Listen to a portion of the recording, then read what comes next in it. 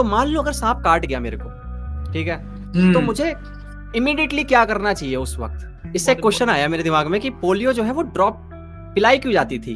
Vaccine तो injection से दी जाती है, पर पोलियो ही कैसी है जो मैंने देखा कि ड्रॉप दी जाती थी? तो क्या कुछ है इसका सीन? मतलब पोलियो, हाँ, इसका सीन ये है कि एक इंजेक्शन रहेगा एड्रेनलिन का, जो कि इंजेक्शन रहता है ऐसे पेन फॉर्म में, पेन की तरह रहता है, जैसे ये पेन है, एक पेन की तरह रहता है, थोड़ा मोटा रहता है।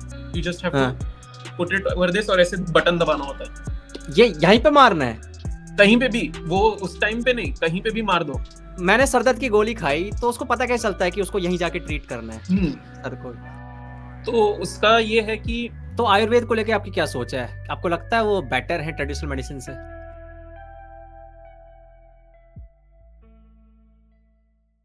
तो हाँ, मैं स्टार्ट कर रहा हूँ यार। मेरा जो क्वेश्चन मैं पूछ रहा था उस वक्त जब लाइट कट गई थी, याद है आपकी एक वीडियो थी जिसमें आप सीपीआर देना सिखा रहे हो? yes. यार वो बहुत अमेजिंग थी। तो एक ना मेरे को ना बहुत बड़ा क्वेश्चन उठा होगा और मुझे लगता है वो सबके मन में उठा होगा जिसने भी वो रील देखी होगी। इसके पीछे की थ्योरी क्या होती है? लाइक पहली बात कि सीपीआर देना ही क्यों पड़ता है? मतलब उस वक्त ऐसा क्या हो जाता है, और सीपीआर देने के बाद ऐसा क्या हो जाता है कि वो इंसान वापस जग जाता है? आपने शिवाजी द बॉस देखी है ना?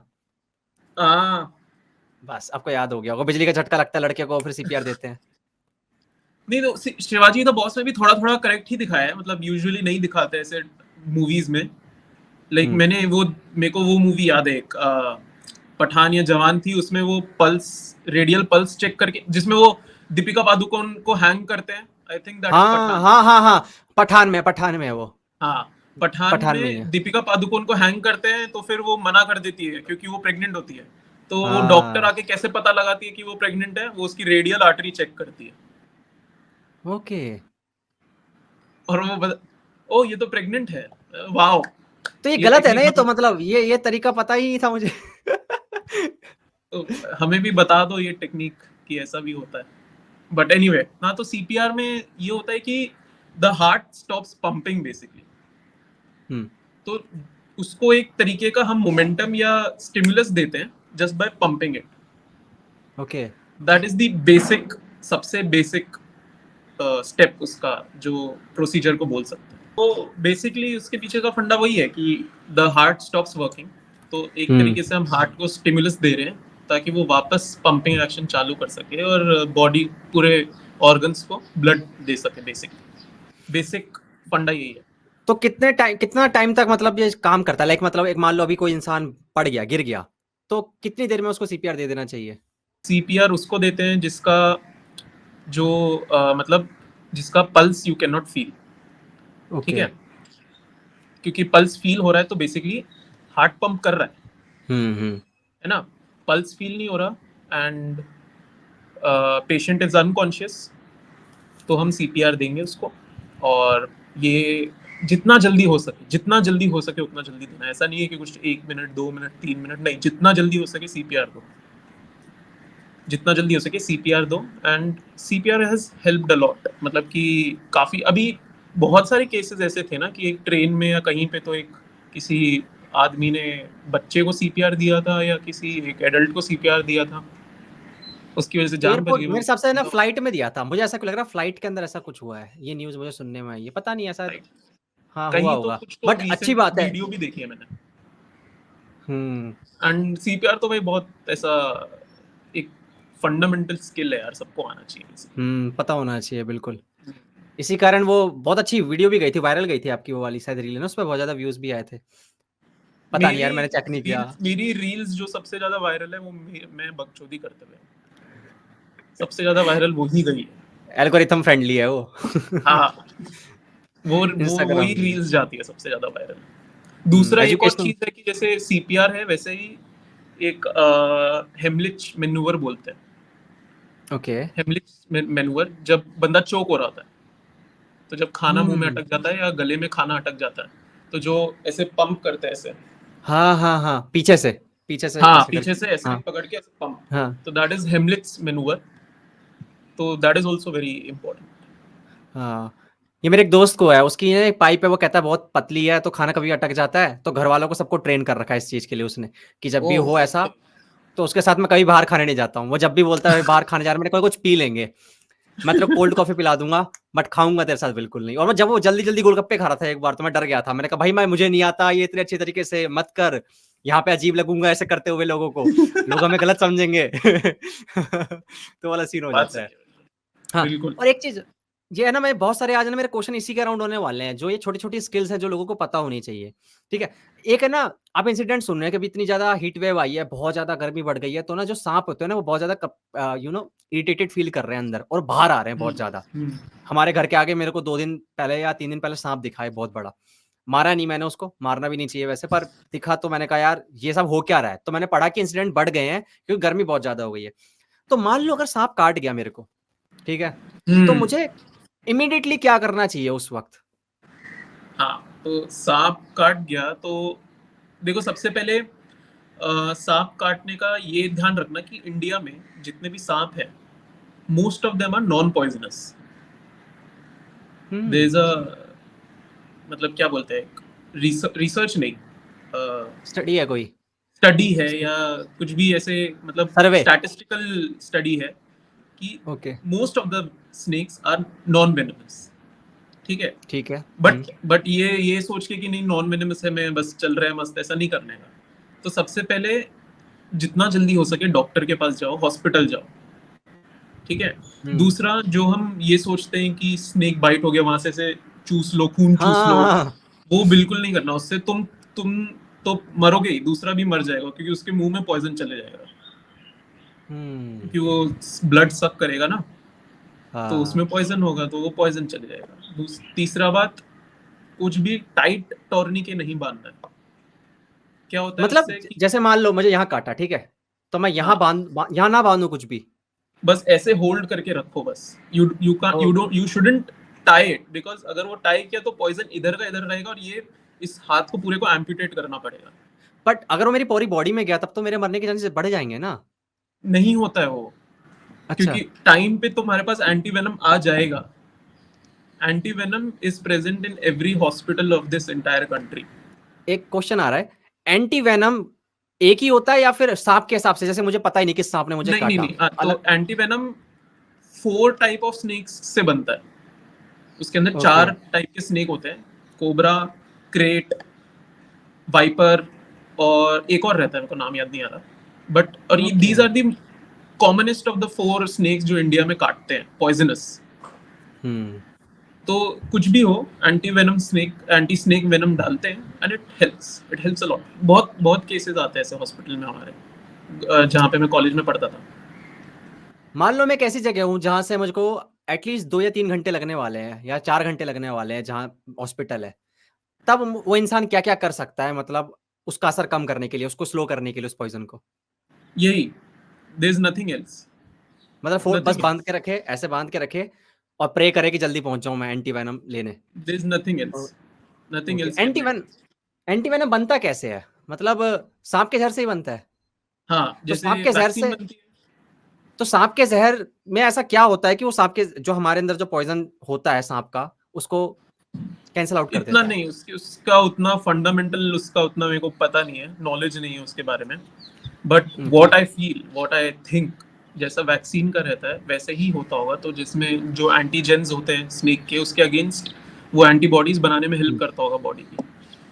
But I am not very sure about this. Okay. इसके पीछे का फिजियोलॉजी मेरे को पता नहीं है, पैथोलॉजी पता नहीं है। इसी से मैं वैक्सीन पे आता हूँ, आपने वैक्सीन का जिक्र किया, बहुत सारे लोग आपने देखता होगा एंटी वैक्सर्स आ रहे हैं, बाहर तो अरे बहुत तुम ज्यादा आ रहे हैं। रील रील रील की बात, वो रील वाला वो नहीं देखा क्या? मैंने रील डाला था एक, उसमें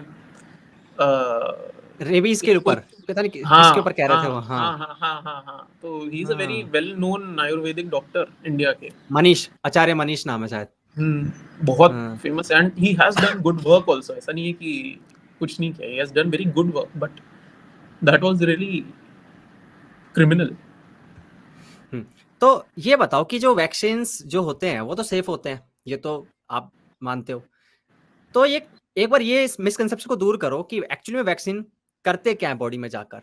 मतलब लोगों को लगता है यार ये कुछ ऐसा कर देंगे, जैसे आपने सुना होगा ये वाला कि जब पोलियो के, हाँ, पोलियो के वैक्सीन्स लग रही थी तो वेस्ट बंगाल के अंदर, मे बी मैं गलत हो सकता हूँ ये, कि पर वेस्ट बंगाल में खबर फैल गई थी कि इससे ना मतलब है ना आप नपुंसक हो जाओगे। या इसमें एड्स के वो वायरस डाल रखे हैं, एचआईवी वायरस डाल रखे हैं और तुम लोगों को ना बीमारियां हो जाएंगी इससे।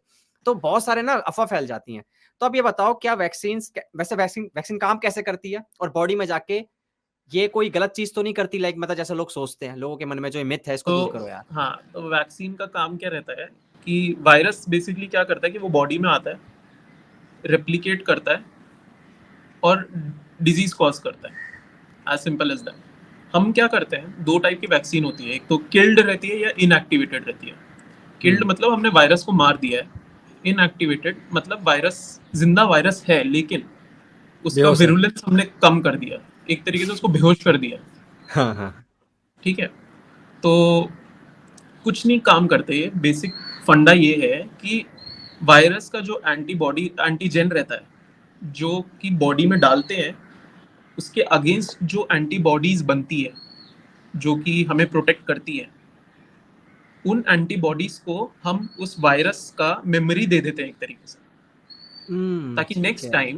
नेक्स्ट टाइम एकदम से एंटीबॉडीज बनेंगी और वो ट्रीट हो जाएगा। बेसिक फंडा ये है। तो और एक इसके वैक्सीन। लिए इसीलिए बोलो जब बोलो। वैक्सीन आप लगाते हो तो कभी कभार आपको फीवर आता है, कभी कभार आपको नोजिया होता है, स्टमक एक होता है, क्योंकि इन्फेक्शन थोड़ा बहुत माइन्यूट लेवल पे कॉज होता है, तभी जाके बॉडी एंटीबॉडीज बनाएगी ना। इसीलिए and that people perceive as कि ओ मेरे को वैक्सीन की वजह से ये ऐसा बीमारी हो गई है। मैं ये नहीं बोल रहा कि वैक्सीन रिलेटेड डिजीजेस बिल्कुल नहीं है, लेकिन 2000 मतलब अगर आप 100 में से ढूंढ रहे हो तो 100 में से भी नहीं यार, अगर आप कितना यार आपको, अगर आप 1000 में से ढूंढ रहे हो तो आपको मुश्किल से एक मिलेगा जो कि वैक्सीन एसोसिएटेड डिजीजेस रहते हैं। एंड वी कांट, एंड इस एक इंसान की वजह से वी कांट से कि बाकी 999 लोगों की जान को खतरे में डालो और वैक्सीन कैंसिल कर दो। वी कांट डू दैट, क्योंकि लेट्स बी रियलिस्टिक, हमें बिगर पिक्चर देखनी है। हमें as much as people, as much as patient safe रखना है। That is the whole game behind it. एक वैक्सीन वैसे कितनी देर तक काम करेगी, मतलब जैसे आज मैंने वैक्सीन ली तो कितने साल तक उसका असर रहेगा, या फिर वो लाइफ टाइम रहता है? अलग अलग वैक्सीन रहती हैं, अलग अलग रहता है। जैसे मोस्ट ऑफ द वैक्सीन जो रहती हैं वो लाइफ लॉन्ग इम्यूनिटी ही देती है। जैसे कि पोलियो हो गई, अभी तो इंडिया में से पोलियो तो इरेडिकेट ही हो गया पूरा, पोलियो निकल गया पूरा। देयर ओनली अफगानिस्तान या ऐसे थोड़ी अंडर डेवलप्ड कंट्रीज है जहाँ पे पोलियो है। पोलियो पूरा इरेडिकेट हो गया इंडिया से। WHO ने सर्टिफिकेट भी दिया इंडिया को कि पोलियो इरेडिकेटेड है, बट इसका मतलब ये नहीं कि आप वैक्सीन देना ही छोड़ दो, कंटिन्यू रखते हैं पोलियो की ड्रॉप्स। इससे एक क्वेश्चन आया मेरे दिमाग में कि पोलियो जो है वो ड्रॉप पिलाई क्यों जाती थी? वैक्सीन तो इंजेक्शन से दी जाती है, पर पोलियो ही कैसी है जो मैंने देखा कि ड्रॉप दी जाती थी? तो क्या कुछ है इसका सीन, मतलब? पोलियो, हाँ, इसका सीन ये है कि पोलियो, देखो सबसे पहले तो कि बेसिक आइडिया कि ताकि ये घर घर इजीली अवेलेबल हो, बच्चा रोए ना ज्यादा, उसको इजीली दे दे, कोने कोने में जा जाके दे दे। यू कांट इंजेक्ट, मतलब आप ग्रास रूट लेवल पे सोचेंगे तो आप किसी एक कैसे विलेजर या गांव के वर्कर को इंजेक्शन देना नहीं सिखा सकते, हर गांव के वर्कर को, जो कि आशाज रहती है। वाह, समझ गया मैं। हाँ, तो उनके लिए क्या सबसे इजी है, ड्रॉप्स देना। प्लस ड्रॉप से ये भी होता है कि इट इज इजीली इंजेस्टेबल और पेशेंट्स पेन नहीं फील करते मोस्ट ऑफ इट। मुझे लगता था कि ये शायद इसका ना जो रीजन है कि वो पोलियो जो है वो हमारे इंटेस्टाइन में होता था। मेरे को पहले ऐसा लगता था कि शायद हमारे इंटेस्टाइन या में भी, फिर हाँ, बेसिक, बहुत करेक्टली तुमने बोला है कि फर्स्ट बेसिक रूल यही था कि इंटेस्टाइन में है वो, इसलिए ड्रॉप्स के उसमें देते हैं and it provides herd immunity बोलते हैं। लाइक ये हाइपोथेसिस दिया हुआ है कि व्हेन यू पूप तो वो वैक्सीन उसमें भी जाती है and it spreads like herd immunity. तो इट इज एक्चुअली हेल्पिंग। इसलिए कुछ ऐसा फिगर है कि आपको 100% ऑफ द पीपल को वैक्सीनेट नहीं करना होता कभी भी। आपको मिनिमम अमाउंट ऑफ पीपल को वैक्सीनेट करना होता है जिससे हर्ड इम्यूनिटी डेवलप हो जाए, विच इज अराउंड 63-70% लोगों को अगर वैक्सीनेट कर दिया आपने तो पूरी पॉपुलेशन वैक्सीनेट हो जाएगी। ये पढ़ा था बहुत मैंने जब ये कोविड की ये पूरा वैक्सीन जब एक ली अलग जा ही, रही थी। हाँ, जब हाँ कोविड की कोविड का वैक्सीन भी लग रही थी सिमिलर है। तो ये पूरा भी है। गेम ये प्रिवेंटिव सोशल मेडिसिन में आता है, जो कि हम बहुत हेट करते हैं सब्जेक्ट। हम्म सबसे वैसे गंदा सब्जेक्ट है एमबीबीएस में पढ़ने के लिए। मेरे सीनियर्स मुझे बहुत मारेंगे बट बिल्कुल मजा नहीं आता। अब है ना, वैक्सीन के बाद तो चलो ठीक है, वैक्सीन तो जब दी जाती है जब बहुत कुछ बड़ी बीमारी फैल जाती है, एपिडेमिक आ जाता है, पेंडेमिक आ जाता है। पर जो हम रोजमर्रा की जिंदगी में जो मेडिसिन खाते हैं, ये क्वेश्चंस मेरे को किसी ने पूछा था या फिर मेरे दिमाग में आया था, पता नहीं, पर मेरे दिमाग में तो आया ही था। और ये बहुत ही डम क्वेश्चन है, आप हंसना मत, कि मैंने सर दर्द की गोली खाई तो उसको पता कैसे चलता है कि उसको यहीं जाके ट्रीट करना है सर को? तो उसका ये है कि मैं कैसे एग्जांपल से समझाऊं। ठीक है, थोड़ा वैसे ही बताता हूँ कि आप ये बताओ, एक मिनट बताओ, आप लेमन टर्म्स का यूज मत करो, आप बिल्कुल कॉम्प्लेक्स जा सकते हो। ये मत सोचो मेरी ऑडियंस अच्छा वैसी नहीं है, मेरी ठीक है, ऑडियंस कुछ मैं भी डाइजेस्ट कर लेती है। बेसिकली यही बोलूंगा कि रिसेप्टर होते हैं हर एक न्यूरॉन के, हर एक हम्म फंडामेंटली जो भी चीजें रहती है उनके रिसेप्टर्स होते हैं, अलग अलग रिसेप्टर्स रहते हैं। तो हम्म दवाई में ऐसे मॉलिक्यूल्स हैं कि वो उस रिसेप्टर पे जाके ही एक्ट करेंगे। ओके। तो ऐसा नहीं है कि सरदर्द की दवाई सिर्फ सरदर्द में हेल्प करेगी, सरदर्द की दवाई बॉडी पेन में भी हेल्प करती है। तो हम्म जहां पे भी पूरी बॉडी में वो पर्टिकुलर रिसेप्टर्स हैं सरदर्द ठीक करने, सरदर्द वाले जो कॉज कर रहे हैं, पूरी बॉडी में जहां पे भी है वो उस पे एक्ट करेंगे। तो हम्म दवाई को इसलिए ऐसा पता होता है कि वो मॉलिक्यूल जाके वो पर्टिकुलर रिसेप्टर पे ही बाइंड होता है, और किसी रिसेप्टर पे बाइंड नहीं हो सकता क्योंकि उन दोनों का स्ट्रक्चर अलग है। जैसे ये सर्कल है तो ये इसके अंदर ही जाएगा, ये इसके अंदर नहीं जाएगा, ये सिर्फ इसके अंदर ही जाएगा। समझ गया, लॉक तो एंड वो की इसलिए मैकेनिज्म है। लॉक लॉक एंड एंड की की मैकेनिज्म। Mechanism exactly. हम्म तो जो दवाइयां होती है, जो कहा जाता है कि इसके साइड इफेक्ट होते हैं, तो जैसे कि पैरासिटामोल के बारे में बोला जाता है कि लीवर खराब हो सकता है एक बहुत ही हैवी डोसेस के बाद, ठीक है? तो उसको ऐसा नहीं बनाया जा सकता कि वो लीवर पे एक्ट ही ना करे किसी तरीके से, या लीवर को किसी, या फिर कुछ और रीजन के कारण लीवर खराब हो जाता है, मेटाबॉलिज्म के कारण? नहीं, फिर वो पैरासिटामोल नहीं कहा जाएगी। अगर उसको हमने कुछ और बनाया तो it won't be called as paracetamol, it will be called as something else. देखो सीन क्या होता है बॉडी में, liver is the detoxifying organ of our body. ठीक है, तो तुम कुछ भी खाओ वो लिवर के थ्रू पास हो गई। हो गई होगा, हाँ हाँ।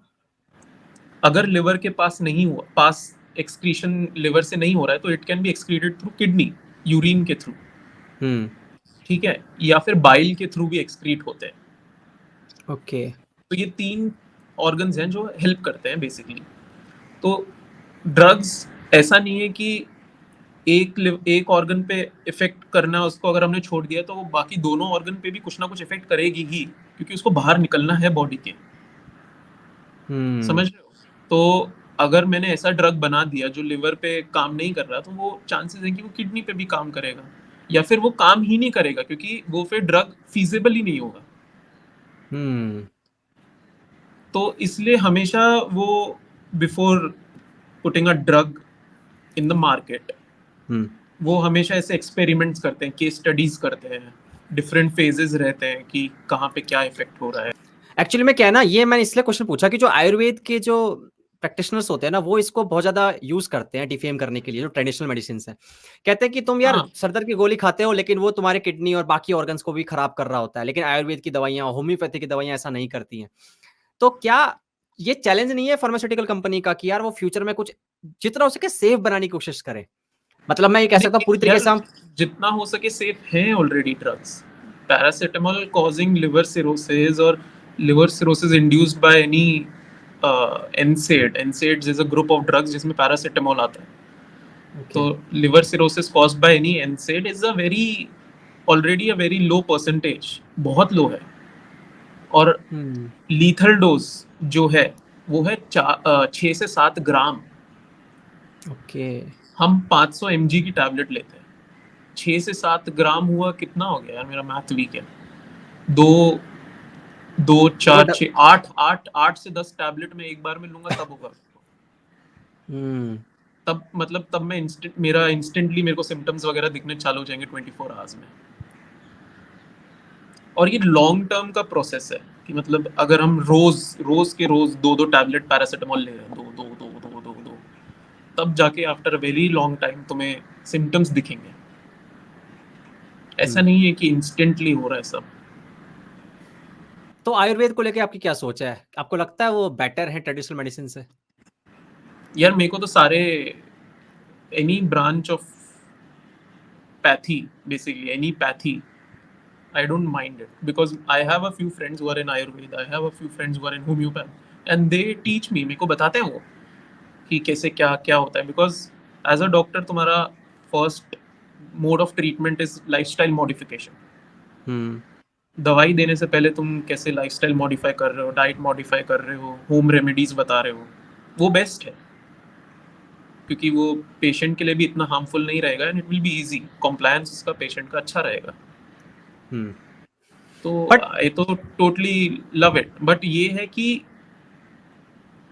हर एक आदमी को उसका लिमिट पता होना चाहिए कि यहाँ पे आयुर्वेद नहीं काम कर सकती, तो I should not be like कि मैं फॉल्सली बोल रहा हूँ कि ये काम करेगा करेगा करेगा। नहीं, hmm, you we can't work, allopathy has to work. तो आप जाइए पेशेंट को बोलिए कि एलोपैथी ले, as simple as that. Hmm, harmony में काम करो ना। बैलेंस के अंदर, हाँ सही कह रहे हो। बट क्या है ना, इसके मैकेनिज्म नहीं पता है आयुर्वेद के, वो कैसे काम हाँ। करता है। होम्योपैथी कैसे, होम्योपैथी तो अगर आप उसको उसकी पूरी थ्योरी को समझेंगे तो आपको लगेगा यार उसमें तो मॉलिक्यूल भी नहीं होता उस मेडिसिन का जो वो बोलते हैं, हम्म। उसको इतना डाइल्यूट कर दिया जाता है। तो इसका मैकेनिज्म ही नहीं पता, तो इसके खतरे ज्यादा नहीं बढ़ जाते कि यार कुछ गड़बड़ हो गई फ्यूचर में? ठीक है, अभी लोगों को लगता है कि ये नेचुरल है तो सेफ है, मतलब नेचुरलिस्टिक फैलेसी भी तो आ जाती है कि यार नेचुरल है तो सेफ है। तो इसका मैकेनिज्म नहीं पता, तो क्या ये खतरनाक नहीं हो सकता? जैसे अभी तो हमने मेडिसिन की बात करी, जो हम लोग अपनी बात कर रहे थे पैरासिटामोल की, वी नो कि कितना लीथल डोज हो सकता है जो कि डेंजरस है। हमें पता ही नहीं है इसके पीछे जो आयुर्वेद और हम्म। जो होम्योपैथिक वाली मेडिसिन है, हमें को डाटा ही नहीं पता पीछे, ना इसके क्लिनिकल ट्रायल्स होते हैं उतने जितना मतलब सुनने में मेरे को मिला है। तो ये प्रॉब्लमेटिक नहीं है आपके हिसाब से? प्रॉब्लमैटिक तो है यार, बिल्कुल it is definitely problematic, but again if, वही है यार कि if it is working on a very small limited dosage, तो advantages are more than disadvantages. कोई भी चीज का अगर आप एक्सेस में ले लोगे तो वो प्रॉब्लमैटिक तो रहेगा ही रहेगा। There is nothing like that. Even something which you think is helping you after a very high dosage, वो प्रॉब्लमैटिक, वो प्रॉब्लम कॉज करेगा ही तुम्हें। पर आपको लगता है प्लेसिबो भी बहुत बड़ा एक रोल प्ले करता है ओह, आयुर्वेदिक दवाइयों में? बहुत। प्लेसिबो तो बहुत ही मस्त चीज है, placebo is a very nice thing. Placebo के हम्म, बेसिस पे काफी काफी काफी डिजीजेस ट्रीट हुए हैं यार उसमें, प्लेसिबो की वजह से। हम्म, और प्लेसिबो को तो सबसे पहले एलिमिनेट करना होता है ना क्लिनिकल ट्रायल्स वगैरह के लिए। हम्म। तभी तो तो ब्लाइंड टेस्ट होते हैं। Hmm. That is, placebo is a very strong drug एक तरीके से। तो वैसे काम कैसे करता है लाइक प्लेसिबो, लाइक कुछ कौन सी डिसीज है जो कि मतलब प्लेसिबो पे, मतलब प्लेसिबो उस पे काम करता है? नहीं ऐसे as such ऐसे डिजीजेस के नहीं, नाम है। कुछ साइकोजेनिक कुछ तो डिजीज होती हाँ, होंगी ना कुछ? साइकोलॉजिकल मैनिफेस्टेशन है यार ये, एक तरीके से कि तुम्हें लग रहा है कि तुम्हें डिजीज है बट एक्चुअली डिजीज नहीं है तुम्हें। तो तुम्हें बस हम ये बोल रहे हैं कि शुगर कोटेड दवाई है, दवाई भी नहीं है, शुगर कोटेड जेम्स की दवाई, जेम्स खिला दिया तुम्हें, तुम्हें बोल दिया कि ये पैरासिटामोल है। तो साइकोलॉजिकली तुम्हें लग रहा है वो पैरासिटामोल है, और तुम्हें अगर तुम्हें लग रहा है कि हाँ मैं ठीक हो गया हूँ, that is what placebo is, as simple as that. Hmm. और उस दवाई को प्लेसिबो से बेटर रिजल्ट दिखाने पड़ेंगे तभी वो पास हो पाएगी उस ट्रायल के अंदर, क्योंकि अगर वो प्लेसिबो है तो फिर हाँ, एक वो ही बात हो गई ना, फिर तो उसमें वो जेम की उसका गोली हो गई फिर, फिर तो। हाँ, उसका पूरा वो रहता है कि क्लिनिकल ट्रायल्स का एक मैं एक टर्म भूल रहा हूँ यार, दिमाग से निकल रहा है मेरा। They have to follow that rule, और वो अगर रूल सेटिस्फाई होता है या नहीं होता है उसकी बेसिस पे they generate thesis and all. अब आते हैं यार सबसे कॉमन, मतलब जो सुनने को मिलता है बीमारी, हर तीसरे या चौथे घर में ये होता ही है, डायबिटीज की प्रॉब्लम, जो कि बहुत ही मतलब कॉमन है, मतलब इंडिया में देखा जाए तो यार जो डायबिटीज है, खास करके टाइप 2 डायबिटीज, पहले तो एक बार ये टाइप 1 और टाइप 2 डायबिटीज के बारे में बता दो ऑडियंस को, फिर बात करते हैं। टाइप देखो 1-2 से भी और ज्यादा टाइप्स की हाँ डायबिटीज हाँ है। आप बता दो, सारे हैं जितने हाँ, बता दो। तो हाँ टाइप 1 इज बेसिकली तुम्हारा जिसमें ऑटो इम्यून मीडिएटेड है, ठीक है, और टाइप 2 है जिसमें रेजिस्टेंस है। बस ये सबसे क्लियर फंडा है कि टाइप 1 और टाइप 2 में क्या डिफरेंस है। तो टाइप 1 की मेडिसिन यूजुअली इंसुलिन ही रहती है, जो हम इंसुलिन देते हैं, जो हम इंजेक्शन से इंसुलिन डालते हैं, दैट इज टाइप 1 का। एंड टाइप 2 के लिए हम पिल्स वगैरह देते हैं। Okay, That is it. तो टाइप 1 में जो होता है इंसुलिन देना पड़ता है, क्योंकि इंसुलिन बनाने वाली फैक्ट्री खत्म हो चुकी है, क्योंकि उन सेल्स मर को गई है बेसिकली। इम्यूनिटी सिस्टम खा गया, हाँ, ठीक है, अपना सेल समझ के। और जो टाइप 2 है उसके अंदर जो अपना सेल समझ के नहीं, मतलब कि बाहर अच्छा का सेल हाँ समझ हाँ के। हाँ सॉरी हाँ, क्यों डॉक्टर आप हो यार, आपको ये बताना चाहिए। मैं तो विकिपीडिया वाला बंदा हूँ यार, विकिपीडिया से 2-3 लाइनें पढ़ ली। और टाइप 2 के अंदर क्या होता है, वो बीटा सेल्स जो पेनक्रियास के होते हैं वो थोड़ा सा रेजिस्टेंस मतलब डेवलप कर लेते हैं। हाँ। और इसके अलावा भी आपने बोला था कि डायबिटीज होती है, और भी कोई टाइप की हाँ, फिर डायबिटीज वो आपने बताया था ना। फिर अलग अलग रहती हैं, जैसे जेस्टेशनल डायबिटीज जो प्रेगनेंसी में ही होती है, ओके, सिर्फ प्रेग्नेंट वेमेन को होती है, 20 और ये वीक्स के बाद दिखती है क्यों जो। क्यों क्यों होती है, लाइक मतलब क्या ज्यादा इंसुलिन बना रहे होते हैं वो सॉरी, हाँ हाँ, इंसुलिन ज्यादा बनेगा, इंसुलिन थोड़ा इंसुलिन बनेगा इंसुलिन ज्यादा, का प्रोडक्शन कम हो रहा है। कम हो रहा है ना, क्योंकि वो बेबी है, वो एक तरीके का हार्मोन रिलीज कर रहा होता है हाइपरग्लाइसीमिया हो रहा है, जो इंसुलिन रेजिस्टेंट होता है। ग्लूकोज ज्यादा बन रहा है बेसिकली एक तरीके से। ओके, ये पढ़ा था मैंने किसी बुक में, द सेल्फिश जीन में पढ़ा था शायद। तो और अब ये बहुत बताओ सारी कि, रहती है। हाँ तो ये मॉडी बताओ करके यार, रहती है, कौन सी? MODY करके रहती है एक तो। उसका उसका मेरे को भी आइडिया क्लियरली आइडिया नहीं है, बट एक नई टाइप की, मतलब it is one of the most common, MODY करके रहती है, ये मॉडी करके कॉमन है, रहती है। सबसे कॉमन यही है, टाइप 2 नहीं है। नहीं नहीं, सबसे कॉमन तो बाकी दोनों हैं, बट अभी प्रिविलेंट हो रही है धीरे धीरे। ओके, तो इसका इलाज क्या है फ्यूचर के अंदर, मैं अगर 20-25 साल आगे ले जाऊं टाइम मशीन से आपको, तो आपको नजर आ रहा है कुछ कि कुछ हो सकता है ऐसा जो कि ठीक कर दे इस चीज को? यार बेसिकली डायबिटीज का इलाज मैं बोलूंगा डाइटरी मॉडिफिकेशन ही है। तुम इलाज ही नहीं बचपन, है, एज हुआ ना बस। प्रिवेंशन एक इलाज में मेरे हिसाब से, यार तुम अच्छा डाइट अगर पहले से ही ले रहे हो, वो जेनेटिक कॉजेज वगैरह भूल जाओ। I am not talking about that, क्योंकि वो आप एक तरीके से नहीं मैनिपुलेट कर सकते। जेनेटिक कॉजेज तो आप नहीं मैनिपुलेट कर सकते। Dietary modification is the answer for almost all the diseases. अच्छा खाना खाओ, रेगुलर रहो, एक्सरसाइज करो, आपका लॉन्गिविटी भी होगी लाइफ में, और आप हेल्दी भी रहोगे, और डायबिटीज तो बहुत ही ज़्यादा इम्प्रूव हो सकती है उसकी वजह से। ओबेसिटी, डायबिटीज, ये सब। बाकी ड्रग्स वगैरह बोले तो एक ड्रग है मेटफॉर्मिन करके है, बहुत ही ज़्यादा क्रेजी रिजल्ट्स दिखे हैं उसके, and it is one of the most widely used drug now, जो कि काफ़ी हेल्प कर रही है लोगों को, बहुत ही अच्छी है। मैं ना थोड़ा सा ऑप्टिमिस्टिक हो रहा हूँ कि फ्यूचर के अंदर बायो प्लांटेड ऑर्गन्स आ सकते हैं क्या? बायो प्रिंटेड होते हैं, बायो प्रिंटेड ऑर्गन्स आ सकते हैं क्या? बायो प्रिंटेड, यार हम, मेरे को तो क्यों नहीं यार, बिल्कुल आ सकते हैं, मेरे को तो तो क्या लगता है हम आएंगे। तो क्या हम पेनक्रियाज नहीं बना सकते, क्योंकि पेनक्रियाज में तो इंसुलिन बनता है, तो क्या हम एक पेनक्रियाज नया नहीं डाल सकते? At some point of time, जैसे अब तुम ऐसे बायो प्लांटेड ऑर्गन्स बोल रहे हो, बायो प्रिंटेड ऑर्गन्स बोल रहे हो, तो हम ऐसे ही ऑलरेडी जो इम्प्लांट्स वगैरह हैं, इम्प्लांट्स भी तो एक तरीके से वही हो गया, जो कि इम्प्लांट हम बॉडी में डाल रहे हैं। जैसे देयर आर सर्टेन इम्प्लांट्स जो हार्मोन सेक्रीट करते हैं, जैसे आपका डिप ये अपना कॉन्ट्रासेप्टिव डिवाइसेस होते हैं कुछ कुछ, जो आपकी बॉडी के अंदर डाल देते हैं, they release certain amount of hormones, ताकि यू रिमेन क्या बोलते हैं, एक तरीके से आप वो पर्टिकुलर पीरियड ऑफ टाइम में आप प्रेग्नेंट नहीं हो सकते। ओके।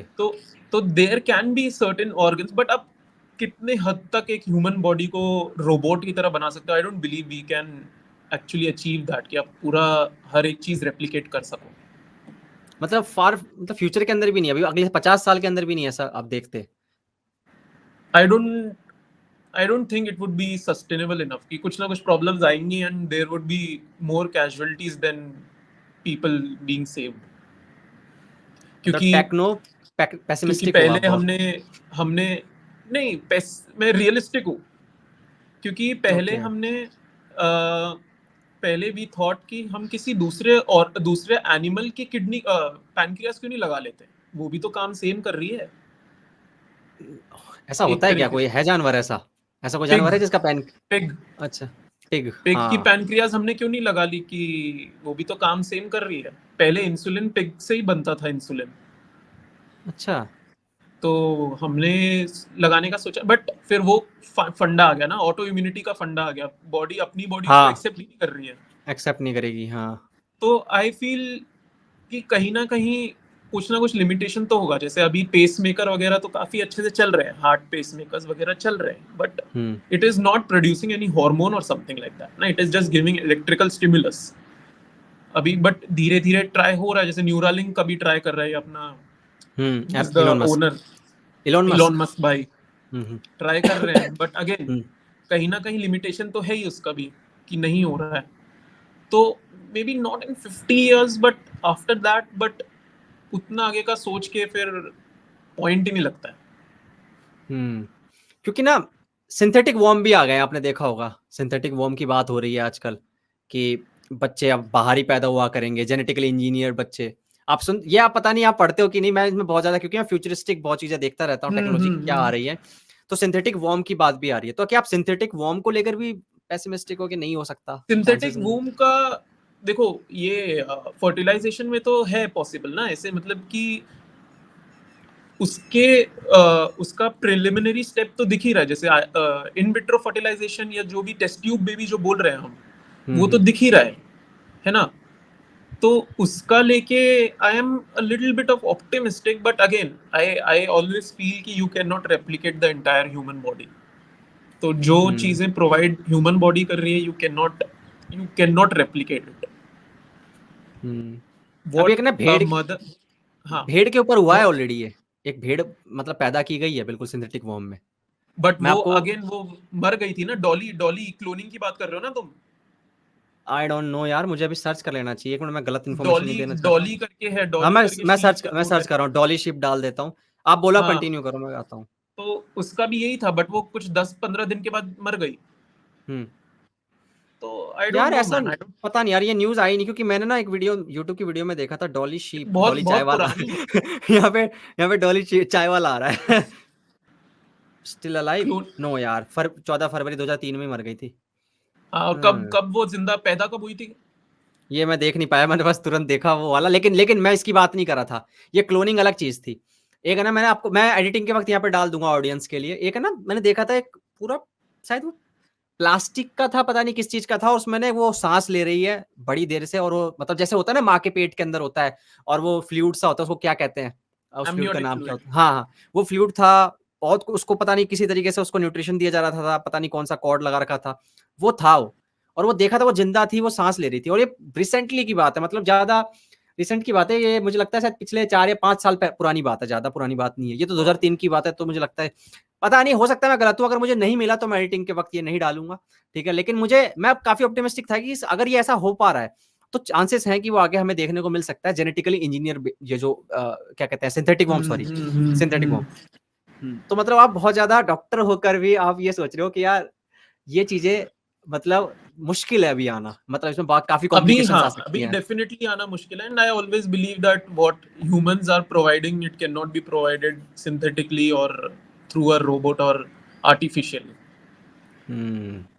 मैं वो एक बिलीव बात है, करता हूँ। आपकी जॉब ना बड़ी सिक्योर है, एआई अभी मतलब जल्दी रोबोट्स वगैरह आपकी जॉब ले नहीं सकते, यार क्योंकि उसका बट यार बहुत वो क्या बोलते हैं, रिसर्चेस वगैरह तो हो रही है कि एक, अभी मैंने रिसेंटली कोई तो पढ़ा था कि एआई ने ज्यादा रेडियोलॉजिस्ट से ज्यादा right cases of TB detect किए पेशेंट में।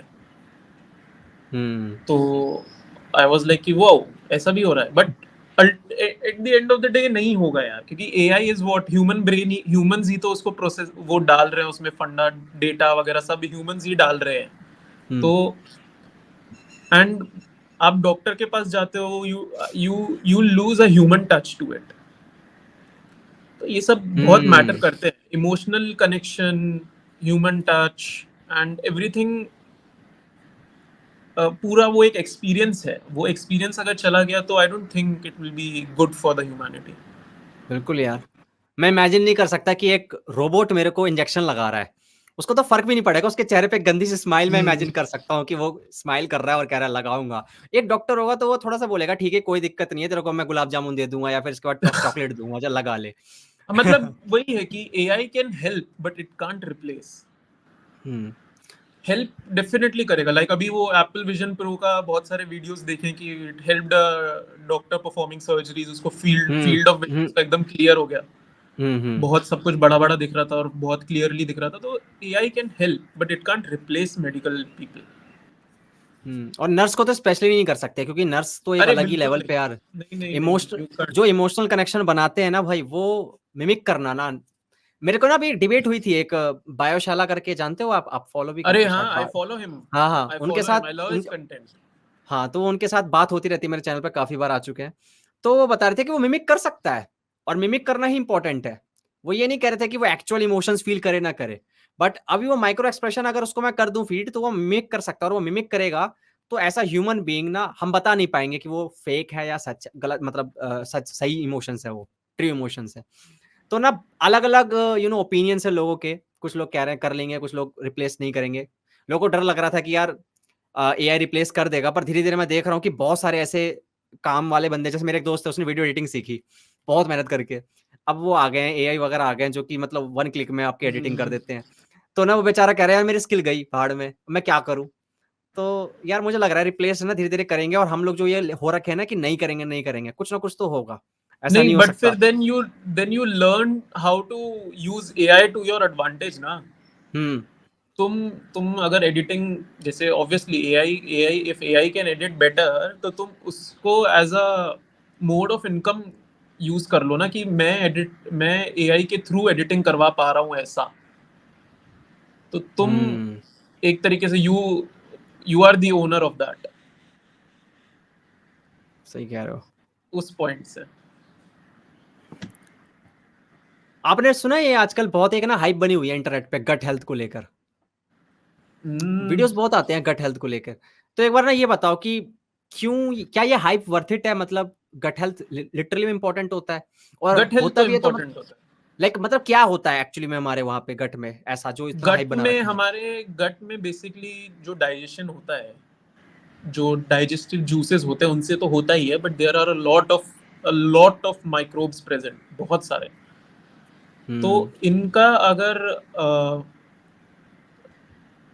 एक तरीके से इनका अगर इकोसिस्टम गट का खराब हो जाए, देयर इज हुँ, इम्बैलेंस, तो उससे डिजीजेस हो जाते हैं, क्योंकि because then it hampers your digestion basically.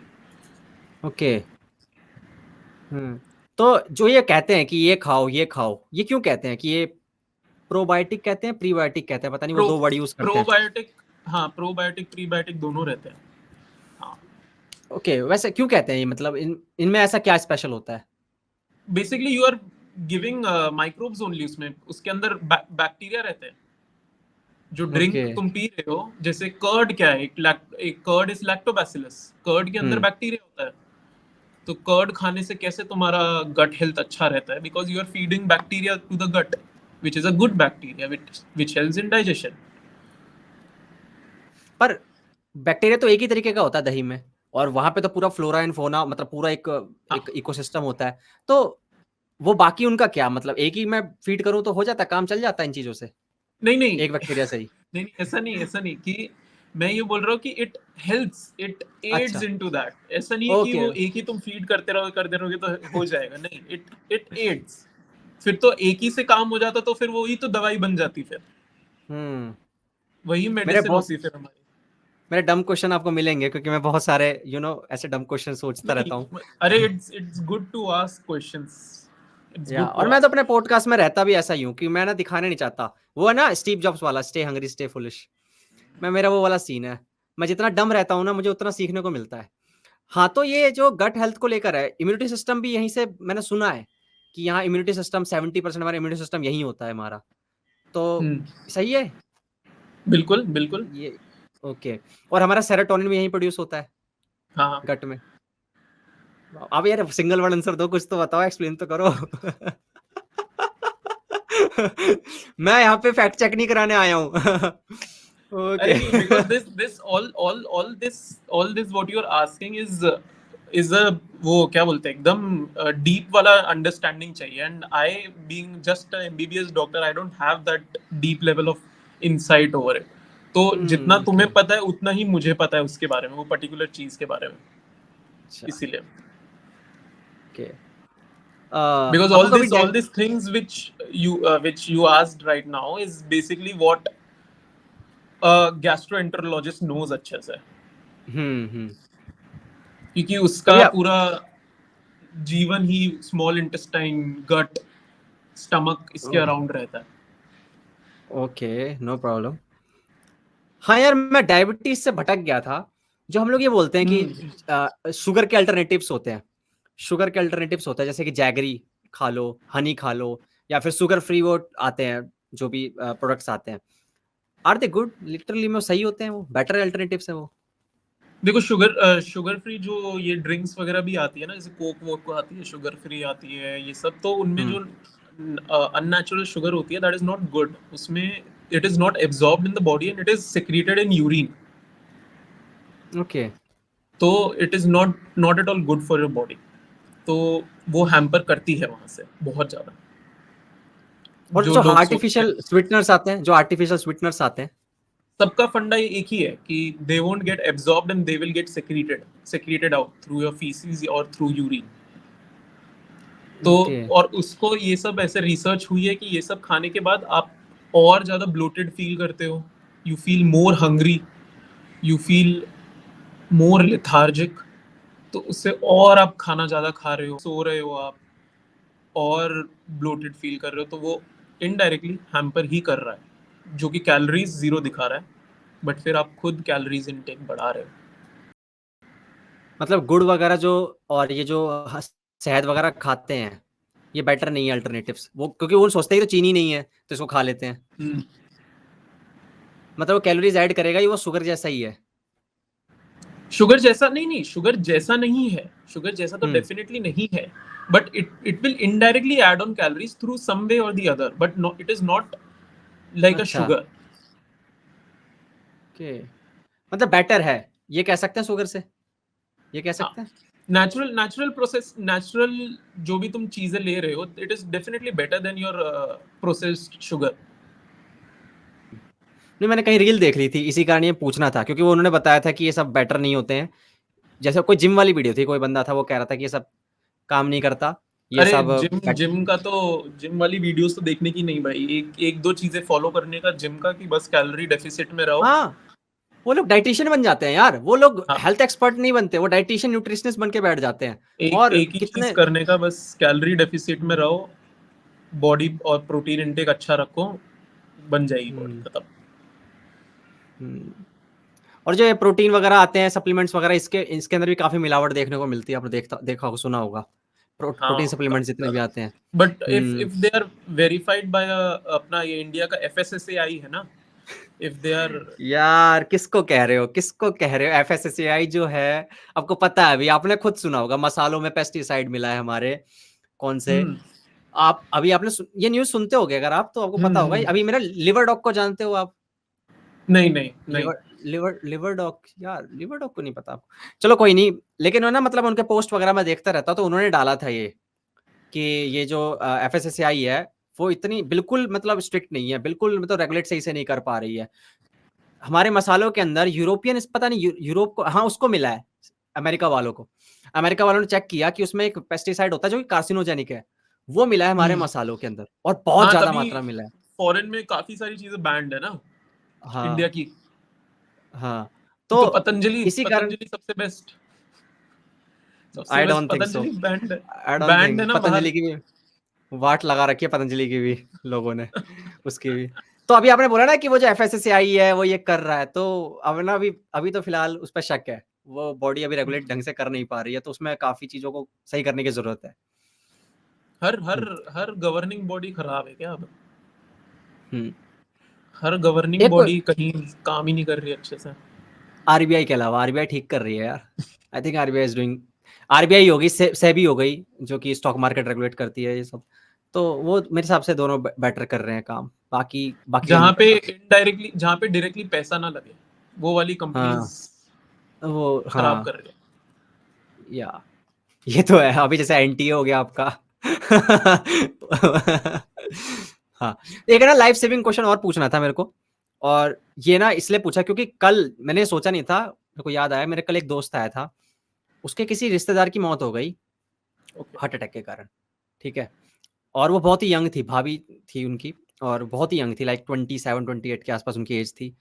तो मुझे सुनने में बहुत ज़्यादा मतलब लगा कि यार इतने यंग एज में क्यों मर रहे हैं यार ये लोग, मतलब समझ नहीं आ रहा हार्ट अटैक।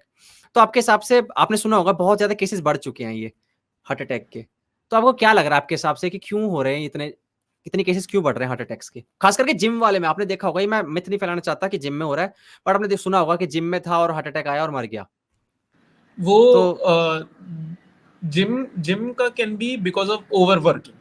बेसिकली तुम अपने लिमिट से ज्यादा वर्क कर रहे हो, heart is not able to provide that much amount of oxygen, blood, तो उसकी वजह से हार्ट को ओवर पंप करना पड़ रहा है, और ओवर पंप की वजह से हार्ट एक तरीके से लेमैन टर्म में बोले तो थक गया, इसलिए आपको हार्ट अटैक आ गया। दूसरा, the one of the commonest causes of heart attack in India या world wide is obesity. Okay, Obesity related cardiac problems are one of the commonest causes, commonest things which we can see. And again, क्या use है क्या treatment है उसका? Treatment नहीं, एक तरीके से कैसे आप उसको रोक सकते हो, डाइटरी मॉडिफिकेशन। वही चीज वहीं पे वापस रिपीट हो जाती है कि डाइट अच्छे से रखो, try to keep your triglycerides, your LDL, your HDL, your chylomicrons, everything under check, ज़्यादा नहीं होने चाहिए। एक रेंज देते हैं जो पैथोलॉजी में जो रेंज रहती है उसके अंदर रखो, तो it will actually be helpful for you. तो कोई तरीका है कि मतलब बिना चेकअप कराए ही आपको आइडिया लग जाए कि आपका हार्ट जो है वो हेल्दी है अभी, मतलब जैसे हम अभी हाँ, हैं तो रोजमर्रा। रोजमर्रा की जिंदगी में अगर आप जो सबसे बेसिक चीज की, अगर आप जो काम नॉर्मली कर रहे हो वो करने में आपको थकावट महसूस हो रही है, जैसे कि कोई एग्जांपल, जैसे सीढ़ियाँ चढ़ना। सीढ़ियाँ चढ़ना, वॉकिंग करना, हम्म, वॉकिंग करना, या जैसे अब आप कह लो, जैसे आप खाना बनाना, बर्तन धोना, झाड़ू पोछा लगाना, हम्म। सफाई करना, ये सब में, रोजमर्रा की जिंदगी में जो भी आप काम कर रहे हो उसमें अगर जरा सा भी थकावट महसूस हो रही हो, तो it is a good sign कि there might be a problem underneath और you should get checked. Okay, मतलब वो कहते हैं ना सांस चढ़ जाती है। सांस चढ़ जाती है, मतलब हम्म, कंपलसरी नहीं है कि हार्ट की इशू होगा, but it is a good क्या इंडिकेटर, बोलते हैं, indicator indic to get checked. या तो अगर मान लो मेरे सामने एक बंदा है, मैं ट्रेन में सफर कर रहा हूँ, एक सिनेरियो क्रिएट करता हूँ, तो उसको हार्ट अटैक आया मान लो, ठीक है, तो मैं क्या कर सकता हूँ, मतलब कुछ कर सकता हूँ अपनी तरफ से उसको, कुछ भी कर, मतलब अपनी तरफ वही से जो बने वही मुझसे। जो चीज हमने सबसे पहले स्टार्ट की थी, सीपीआर वाली या स्नेक बाइट? सीपीआर। अच्छा, सीपीआर सीपीआर वाली। अच्छा। वही आ गया ना हम्म, रोल कि वो अगर हार्ट पेशेंट है, सबसे पहले तो बिकॉज वो अनकॉन्शियस है, तो पहले तुम उसका जितना जल्दी हो सके ऐसे पॉकेट्स वगैरह चेक कर लो कि कहीं इसको डायबिटीज वगैरह तो नहीं है, कहीं डायबिटीज की वजह से तो ये बेहोश नहीं हुआ, इसको थोड़ा शुगर दे देंगे तो ठीक हो जाएगा ये, एक मिनट कहीं रुको, एक मिनट रुको, डायबिटीज के कारण हुआ तो शुगर देना पड़ेगा? छोटा सा, बहुत छोटा सा अमाउंट ऑफ चॉकलेट या वो देते हैं, क्योंकि ड्रग्स की वजह से हाइपोग्लाइसीमिया हो जाता है। हाइपोग्लाइसीमिया बताओ क्या होता है? Hypoglycaemia reduce amount of glucose हो जाता है बॉडी में, तो ओके। इसकी वजह से वो बेहोश हो जाता है। तो ओके जो भी आप ऐसे देखोगे कि पेशेंट रहते हैं जो डायबिटीज के, they carry a small card या समथिंग लाइक दैट कि I have diabetes and there is a small chocolate in my backpack, तो अगर मेरे को कुछ हो जाए तो आप वो दे देना मेरे को, ऐसा छोटा सा रहता है। ओके। हम्म। वो तो तुरंत एक्ट कर जाता है, मतलब आपने बस उसको लगाया और तुरंत काम करना शुरू कर देगा। नहीं, it will work in 10-20 seconds. ये आपने कभी ऐसा खाली पेट वर्कआउट किया, एकदम बहुत जबरदस्त खाली पेट वर्कआउट किया और फिर एकदम से हम्म। खाया तो एकदम सर दर्द दिया, जो भी आप थकान फील कर रहे थे तो ठीक हो गई वो? हाँ।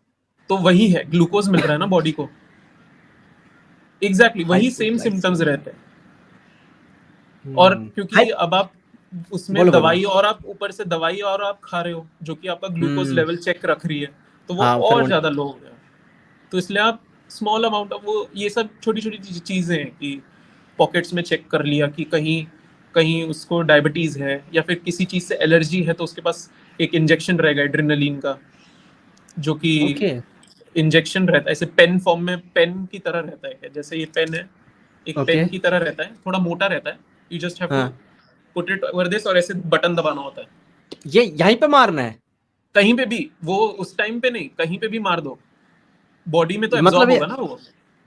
Okay okay okay. यार व्हाट। इंजे हाँ हाँ हाँ। इंजेक्शन की तरह है, इंजेक्शन की तरह है, क्योंकि मोमेंट, एकदम मोमेंट पे तो आपको समझ नहीं आएगा ना कि क्या कहाँ कैसे क्या करना है, तो कहीं पे भी हम्म। मार दो, प्रेस इट, और एड्रेनलिन रिलीज हो जाता है। It is because of any allergy basically.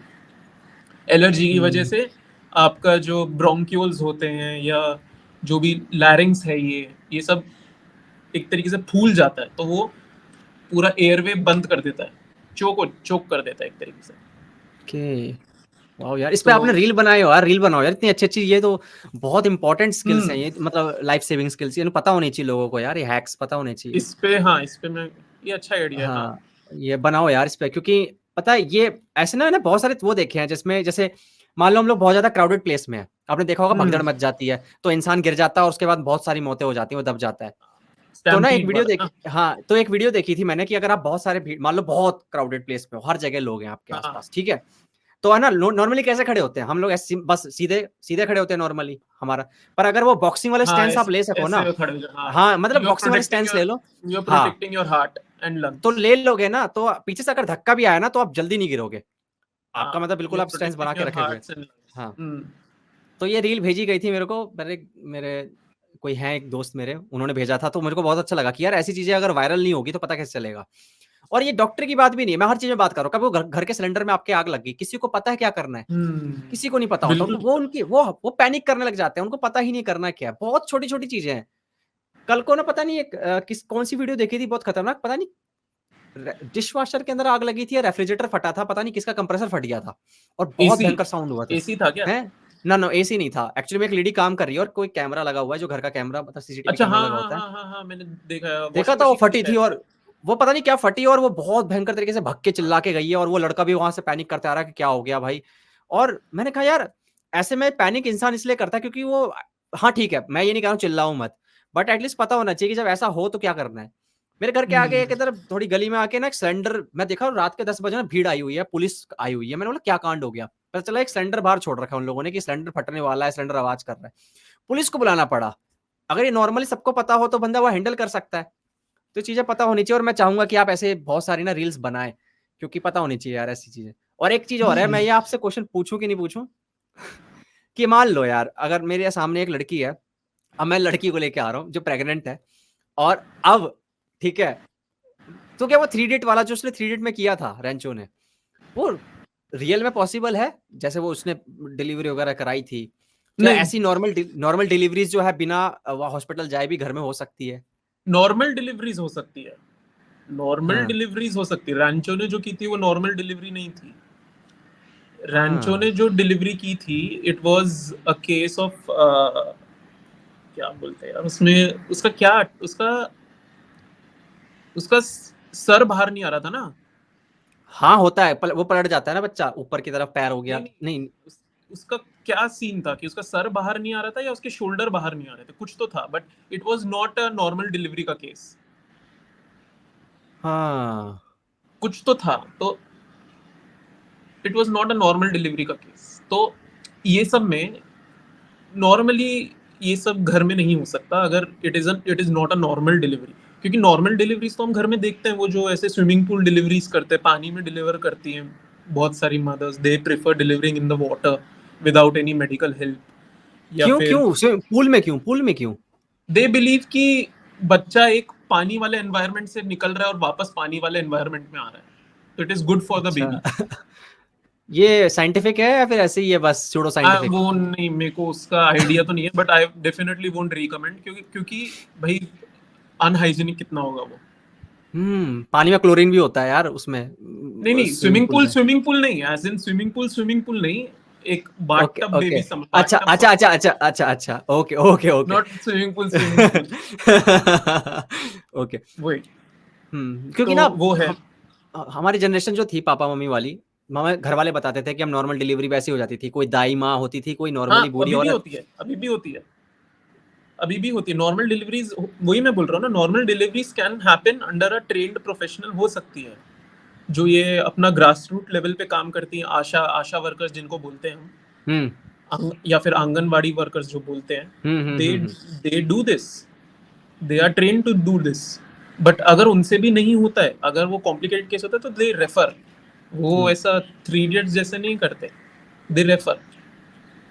हम्म। मैंने जब बायोशाले वाले भैया से पूछा था, तो उन्होंने तो इंसेंटिव होता है भाई, अगर नॉर्मल डिलीवरी जैसे मतलब हो भी रही है तो डॉक्टर बोल देता है सी सेक्शन से होगा। नहीं, वो नहीं कर सकते, वो अगर अगर किया तो डॉक्टर का डिग्री निकल जाएगा हाथ से। ऐसा यू लिटरली कैन मैं आप नॉट। ये आप देखो, मैं मानता हूँ आप कर नहीं सकते, पर ऐसा हाँ, हो रहा है या नहीं हो रहा है इसकी गारंटी आप ले सकते हो? अगर अगर डॉक्टर ने बोला कि मैंने सी सेक्शन किया है, then he has to give exact reasoning कि क्यों सी सेक्शन किया है। बिकॉज पैसों के लिए या फिर विदाउट एनी मेडिकल कॉज अगर आपने सी सेक्शन किया, तो आपको आपके अगेंस्ट केस हो सकता है। हम्म। तो ये जो ये जवाबदेही होगी वो कौन किसकी होगी? मतलब डॉक्टर को तो यार देखो, डॉक्टर वहां पे है, वो देख रहा है सिचुएशन, और हम जैसे बंदे होते हैं उसमें इतना पैनिक कर रहे होते हैं। सीधी सी बात है, अगर मैं एक बाप हूं और मैं देख रहा हूँ कि हाँ वो डिलीवरी होने वाली, तो मैं नहीं चाहूंगा ना कि कॉम्प्लिकेशन आए। नहीं, तो हाँ, मैं तो आपने उस टाइम पे तो बोल दिया कि हाँ है, but at the back of your mind आपको रहेगा ना कि इसने क्यों सी सेक्शन किया ये। और अगर डॉक्टर ये बोला कि मैंने इस वजह से किया, एंड यू फील कि इट इज नॉट राइट, तो you have the right to cross question him और take it to the court, as simple as that. और वहां पे hmm, doctor have the burden to prove himself. क्योंकि ना बहुत cases बढ़ चुके हैं। मेरे हाँ जितने भी हाँ, फ्रेंड्स बहुत वगैरह बहुत हैं, है। मेरे फ्रेंड्स जितने भी हैं, जितनी जिनकी भी शादी हुई है, बच्चे हुए हैं, मैं पूछता हूँ वो मिठाई लेके आए हैं, मैंने बोला कैसे हुई, मैं हमेशा ये पहला क्वेश्चन पूछता हूँ, नॉर्मल हुई सी सेक्शन, क्या सी सेक्शन से हुई है? मैंने कहा यार ऐसा क्यों होता है कि मुझे एक भी केस नहीं सुनने को मिलता मेरे कान में कि यार ये नॉर्मल डिलीवरी हुई है। हम्म। तो है ना, मुझे लगा कि शायद, तभी मैंने बायोशोला भैया से पूछा कि यार कुछ हो रहा है क्या ऊपर लेवल पे, कुछ कुछ तो हो रहा है ऐसा जो कि हमें पता नहीं चल रहा, और नहीं, दूसरा डॉक्टर वगैरह। दूसरा केस ये भी है कि as a individual we have, हम जो पहले, जब पहले ज़माने में जब सीज़ेरियन कॉमन नहीं था, तब hmm the age of getting pregnant hmm was very less. समझ रहे हो? Hmm. Women were getting pregnant at 19, 20, 21, which is the appropriate age to get pregnant. ये बायोलॉजिकली बता रहे हो ना आप? ये बायोलॉजिकली मैं बोल रहा हूँ कि 21 to 25 is the perfect age for a lady to get pregnant. क्यों, मतलब फर्टाइल ज्यादा होती हैं या कुछ कुछ फर्टाइल ज़्यादा हार्मोनल? होती हैं, उसका बॉडी मैकेनिक्स बेटर रहता है, and they are more hormonally well, और ऐसा, मतलब वही बेसिक कॉजेज है, ऐसा कुछ बेसिक फेमिनिस्ट रीजनिंग है, ट्रिगर, ऐसा कुछ फेमिनिस्ट ट्रिगर हो जाएंगी, थोड़ा ध्यान रखना। नहीं। बेसिक बेसिक रीजनिंग है, ऐसा फंडामेंटल नहीं है, क्योंकि अभी we are in a lifestyle जहाँ पे वी वांट ऐसे इंडिपेंडेंट, ऐसे हम पहले इंडिपेंडेंट हो, फाइनेंशियली स्टेबल हम्म। हो, ये सब तब जाके हम 28, 29, 30 की एज में प्रेग्नेंट हो रहे हैं, है ना? तो that is also very big cause of C section. दूसरा, बीमारियां बढ़ गई हैं उसकी वजह से, ओबेसिटी रिलेटेड कॉजेज हो गए हैं, डायबिटीज वगैरह हो रही हैं। तो डायबिटीज में क्या होता है कि बच्चे का साइज बड़ा हो जाता है, नॉर्मल जो साइज वेट होता है बच्चे का, यूजुअली हाँ डायबिटिक मदर में बच्चे का वेट, बच्चा वो होता है, ज्यादा होता है और उसका साइज भी बड़ा होता है, जिसको मैक्रोसोमिया बोलते हैं। तो उसकी वजह से ही is not able to come out of the vaginal opening, तो उसकी वजह से सी सेक्शन, वापस सी सेक्शन कर रहे हैं वहां पे। दूसरा, हम्म, पोजिशनिंग ऑफ द फीटस, कि अगर फीटस स्ट्रेट है तो इजीली निकल जाएगा, अगर ऐसे है सर तो नीचे इट होना विल चाहिए बी। ना, सर नीचे सर होना नीचे, चाहिए ना, हाँ, सर नीचे होना सर चाहिए, पहले, सर पहले बाहर आना चाहिए। सर पहले बाहर आना चाहिए। ओके ओके या ओके। अगर पैर पैर नीचे हैं तो उसकी वजह से और प्रॉब्लम हो जाती है, अम्बिलिकल कॉर्ड बाहर आ जाती है, तो उसकी वजह से वापस सी सेक्शन करना पड़ता है। तो केसेस, मतलब जेन्युइन रीजनिंग है कि क्यों हम्म सी सेक्शन ज्यादा हो रहे हैं, बट हाँ, कहीं ना कहीं जहाँ पे पैसा इन्वॉल्व है वहां पे मैल प्रैक्टिस तो होगी ही होगी। हम्म। तो उसको चेक करने के लिए the patient has the right to cross question the doctor. सही कह रहे हो। एक ओथ भी तो लेते हो आप लोग, है ना? हिपोक्रेटिक। कौन सा ओथ? हाँ, उस ओथ को नहीं तोड़ सकते। पता है मेरे हम्म। मैथ वाले सर थे, वो थोड़े चिढ़ते थे डॉक्टरों से। वो पता नहीं मैथ पढ़ाते पढ़ाते ना, किसी बच्चे ने पूछ लिया होगा आपकी मम्मी कैसी है, उनकी मम्मी की तबीयत खराब चल रही थी बहुत ज्यादा, और बहुत ज्यादा बिल बैठ रहा था। आजकल के हॉस्पिटल्स आप देख रहे हो यार, ये ना, मैं, आप डॉक्टर हो इसलिए मैं आपसे खुल के बात करूंगा। मैं ये नहीं सोचूंगा कि मैं आपको ब्लेम नहीं कर रहा हूँ, पूरा सिस्टम कैसा बना हुआ है उसकी बात करूंगा। बहुत ज्यादा बिल बैठा देते हैं वो। तो वो कह रहे थे कि डी फॉर डॉक्टर नहीं होता बेटे, डी फॉर डकैत होता है। वो बहुत ज्यादा पैसे चार्ज करते हैं। वो हमेशा बहुत चिढ़ते थे। वो कहते थे कि यार मैं तो अब, मतलब बंदा यहाँ की तो चलो, इंडिया में तो बहुत वो है, अगर आप अमेरिका में जाओ, अगर आप वहाँ कोल्ड भी हो गए ना आपको और आप हॉस्पिटल चले गए और आपका इंश्योरेंस नहीं हो रखा, आपका बहुत गंदा बिल बैठने वाला है। वो तो है। तो है ना, तो यार ये नीचे नहीं आ सकता क्या? मतलब ठीक है, सरकारी हॉस्पिटल्स वगैरह भी है, हेल्थ इंश्योरेंस जैसी भी चीज होती है, बट यार इतना कॉस्टली भी क्यों कर रहे हो यार, कि मतलब कॉमन नहीं, फिर मैन। उसके लिए वही है कि गवर्नमेंट ने गवर्नमेंट हॉस्पिटल दे रखे हैं। अगर आपको वो महंगा लगता है प्राइवेट हॉस्पिटल्स, बिकॉज प्राइवेट लोगों के लिए it's a money making procedure. मतलब आप सीधा कह रहे हो बिजनेस, वो पहले बिजनेस आता है या फिर काम? Let's Hippocratic face oath. It, मतलब रियलिस्टिक वर्ल्ड में रहना पड़ेगा, and you have to understand that everybody wants to sustain their life और मनी मैटर्स। ठीक है, तो प्राइवेट लोगों के लिए मैं ये नहीं बोल रहा कि हर एक ऐसा होगा, बट होते हैं कि जो प्राइवेट कंपनीज हैं या जो भी private owned companies, private owned hospitals हैं या जो भी हैं, तो they can't afford loss obviously to function, they can't afford that. So it, at some point of the time, it does come out to be a money making process. So और ये for सिर्फ that government है। ये hospital की बात भी कर रहा हूँ, चलो ठीक है हॉस्पिटल कर रहे हैं। आपको पता है जो क्लिनिक्स खोल के बैठे हैं डॉक्टर, एक डॉक्टर है, अब पता नहीं यार वो वीडियो अगर मेरे इस डॉक्टर के पास पहुंच गई तो मैं पिटने वाला हूँ। अगर बीमार होता हूँ ना मैं, और मैं जाता हूँ, वो मुझे बहुत पहले, आज से 7-8 साल पहले ना, जैसे 3 दिन की दवाई लिख देते हैं जब आपको छोटा मोटे कुछ होता है, तो वो मेरे को 1 हफ्ते की लिख देता है वो, टू मेक एक्स्ट्रा मनी। और मुझे बहुत बुरा लगता है कि यार, वो कहता नहीं है रख ले। मैंने कहा यार तू एक्स्ट्रा चार्ज कर रहा है, वो डबल डबल क्या हो जाता है, वो ट्रिपल हो जाता है लगभग लगभग। अगर 3 दिन की दवाई 7 दिन की दवाई दे दे तो यार आप समझे बिल कैसे बैठ जाता है। जहां मैं 200 की दवाई लेके आ रहा हूँ, मुझे 450-500 देने पड़ रहे हैं। और यही मैंने देखा कि ये क्या हर जगह हो रहा है। तो मैं ना जब दूसरी बार गया, तो दूसरी जगह डॉक्टर पे गया, वहां मेरे को उन्होंने 2 दिन की दवाई दी बस, कि पहले इसको ले ले, दोबारा आ जाइयो, मैं तो यही हूँ, ठीक ना हो तो। मैंने कहा ये बेटर है यार, इसका मतलब वो वाले हमारे कुछ गड़बड़ खेल खेल रहे हैं।